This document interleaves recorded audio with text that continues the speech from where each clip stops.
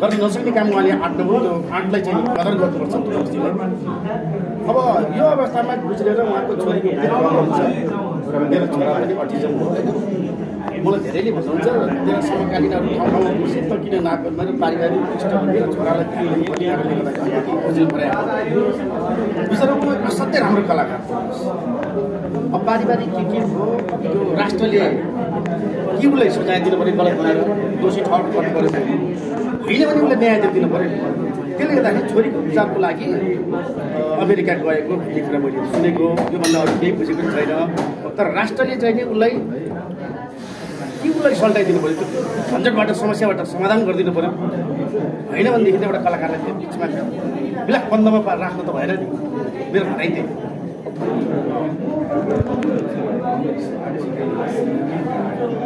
यस्तो हुन्छ हजुर। अब मान्छेले के गर्नु भने मान्छे उठाउने मान्छे थुप्रो हुन्छ कि अब के छोरीको उपचारको लागि गएको भने मैले त्यही सुने हो। अब कहिले भाष्य भन्छ, कहिले भाग्यो भन्छ, कहिले छलमलाई दौड्यो भन्छ। त्यो अरूका कागले कान लयो भनेर कागको पछि दौडिने भने पहिला कान छाम्नु पऱ्यो के। त्यो चाहिँ हामी नेपालीमा सबैमा छ। त्यो हामी पहिला आफू के हो भन्ने कुरो बुझ्नु पऱ्यो। हाम्रो देश के हो भन्ने कुरो बुझ्नु पऱ्यो। त्यस्तो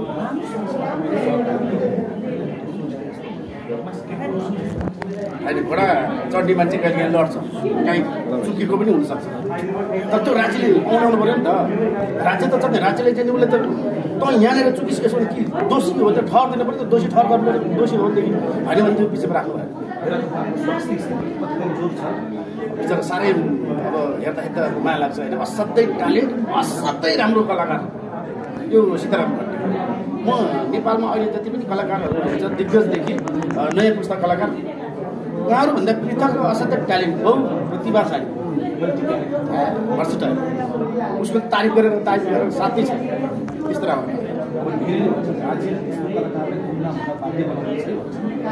त्यो राज्यको कुरा हो। त्यो हिसाब किताब के छ त्यो राज्यले हेर्ने कुरा हो। त्यो मैले भन्ने कुरा मिल्दैन।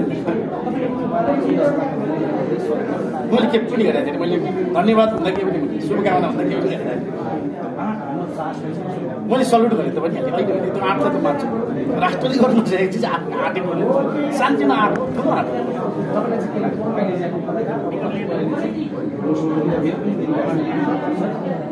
आउँदैन। त्यो मेरी भाषामा आउँदैन। उनीहरू मेरी भाषामा आउँदैन। उनीहरू फिल्मी जगतमै आउनुपर्छ, फिल्ममै खेल्नुपर्छ, फिल्मबाटै नै उनीहरू चर्चा परिचर्चा कमाउनुपर्छ। अझै धुर्बुस जस्तो धेरै मान्छे चाहिन्छ। ती त उहाँहरूले गर्नु पऱ्यो। त्यो यो सल्टिनु पऱ्यो। त्यो उहाँहरूको समस्या समाधान गरेपछि त आइहाल्छ। जाने कहाँ त अब नाङ्ली पसल खोलेर बस्नु भएन। जङ्गलमा गएर काम गर्नु भएन। गर्नु त्यही हो।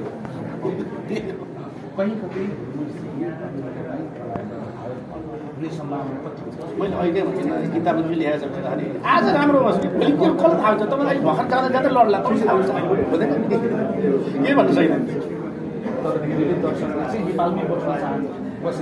मलाई नराम्रो चाहिँ न्यागे छ नि बुढाले है।